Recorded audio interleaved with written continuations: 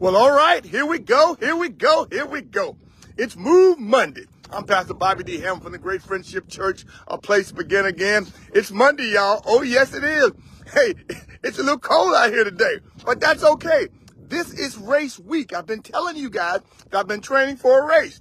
Listen, it's race week. So for all the marathoners out there, the half marathoners, this is our week.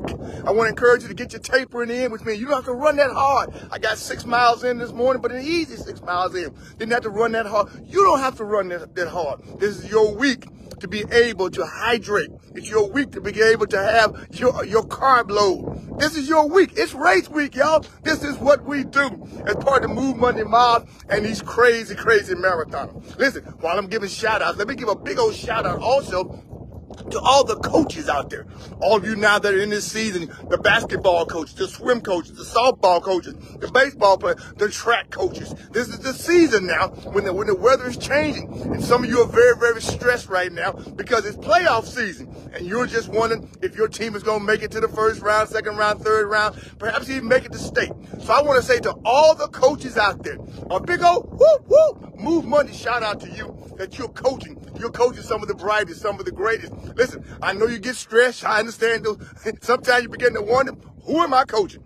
While you are working on your stress, don't forget to move. Coaches, don't you forget to move. Don't have everyone else getting in shape and you don't get in shape. Listen, while you're moving, move on over to the Friendship website, move on over to YouTube. But I preached yesterday, I'm in this sermon series and called it Set Free. And I preached yesterday a passage that is a phenomenal passage about a man that was in a serious situation. I preached out of Luke 8:26-39, and I talked about stop living in the cemetery. Because there was a man who was living in the cemetery. I did not stutter. He was actually so deranged, so dysfunctional, so demon-possessed that he was living out, and he was homicidal. He was even suicidal because he was even cutting himself. Some of you know what it is like to be a cutter, to mutilate yourself. And yet that deranged man who no one could bound and no one wanted to be around, Jesus made a trip across the river, across the sea to make it to that man. You missed what I said. Jesus knew all about that man's situation. He was in a situation that no doctor, no family member, no lawyer, no potentate could fix. Nobody could fix that. And Jesus came over to fix it. He came deliberately for that man. I'm saying he went a long ways to bring him out. But he's not the only one. You know and I know that Jesus Christ himself has come a mighty long way to bring us out, to save us, to deliver us from oppression and depression. He's delivered us. Yes, he has. And I'm saying that's the love of Jesus Christ. He knows where we are. He knows we're in situations that no one can liberate us from. But he is the supreme liberator. He came to set the captives free. He came to set us free mentally, emotionally, spiritually. He came to set us free to be not what we want to be, but to be who he designed us to be. That's what liberation is about. It's about him, his glory, his honor, and using us. What am I saying? I'm saying if you go and read that text, Luke 8:26-39, you will see a man who was an outcast, and yet Jesus reached him where he was. And you'll find in the text, there he was seated, clothed in his right mind. Jesus gave him dignity. Jesus gave him his humanity back. Jesus gave him salvation. And I'm saying today, if Jesus would go that far to reach someone who's out of control, an outcast, and someone who's been put outside of society, how far will you go to reach someone?